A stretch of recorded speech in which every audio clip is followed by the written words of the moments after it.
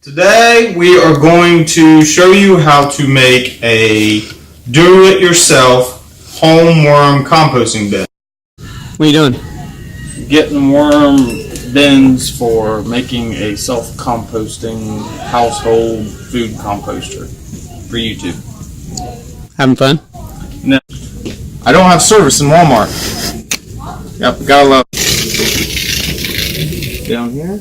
I haven't seen.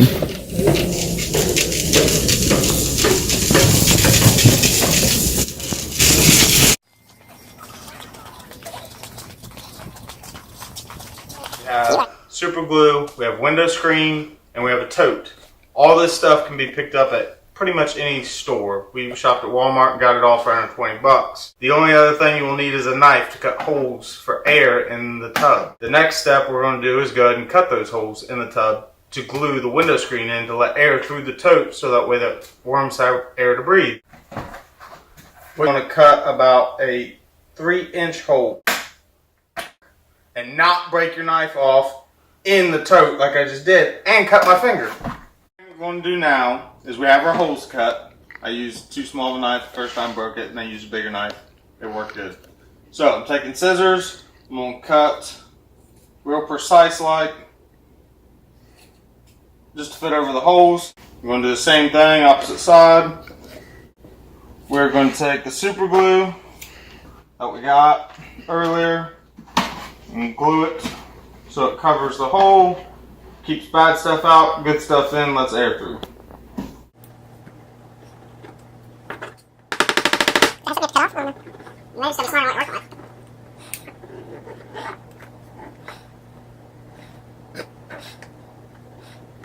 You're going to see how Bud glues his finger to a worm tote.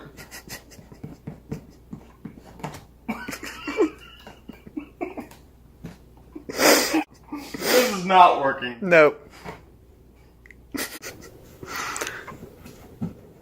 Okay, what we've learned is I bought the gel super glue. Well, don't do that. Just tape it on there. So now we're going to get tape and tape it on there. We abandoned our super glue idea.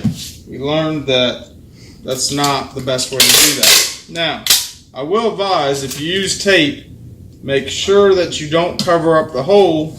That way it can still breathe. There you go. Worm tote. Both sides have the screen in. It's ready to roll.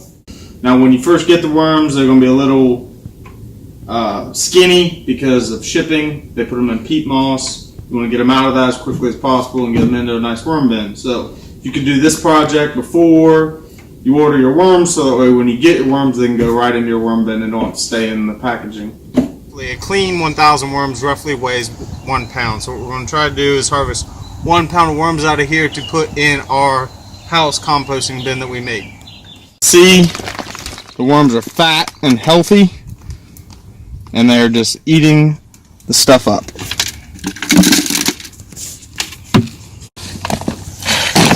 What this is the pulp that we have grinded up. The reason we were using the pulp is 1, we're getting rid of the problem. 2, it makes really good worm bedding. You can use grass clippings for this. You can use leaves. You can use shredded paper. If you shred all your paper, you can use that. Just pretty much anything that is an organic product that they can move through easy. You don't want to use clay or any type of mud because it's hard for the worms to move through it. You want something that's loose. As you can see, they don't like the light. They're digging down. So now we're going to put a little coffee grinds in there. Okay, these are the coffee grinds from the office. We drink a lot of coffee. Just sprinkle some of that. You can throw the filters in there because it is paper and it's not going to hurt them. And then the eggs that we crushed up earlier, sprinkle that on top. And then you can put the lid on it because the hole's already in there.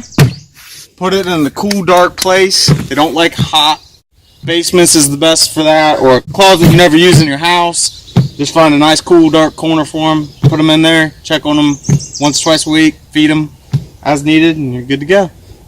Okay, and a very important step that we have yet to mention is watering your worms. If you watch YouTube videos, there's 100 different opinions on this. We found that the worms like it about 60 to 70% wet or moisture in it. And what we do is right now we're harvesting rainwater. If you can use tap water, but we suggest that you leave it out for 24 hours to help distill it a little bit and get all the chemicals that are in the water out. It helps. But the best thing you can use is rainwater. It's natural. That's what we use here on our worm bin. We have 5-gallon buckets to catch rainwater. Okay, so what we just showed you was how to make the most basic style worm composting bin for home use. What you could do with that was help eliminate some of the material from your home that would go into a landfill, which doesn't need to. Alright everybody, hope you liked the video. Like, subscribe, hit the bell, that'll let you know when we make more content. And help us do your part in keeping all the food scraps out of the landfill as pictured here. Back on video 1. Have a wonderful day.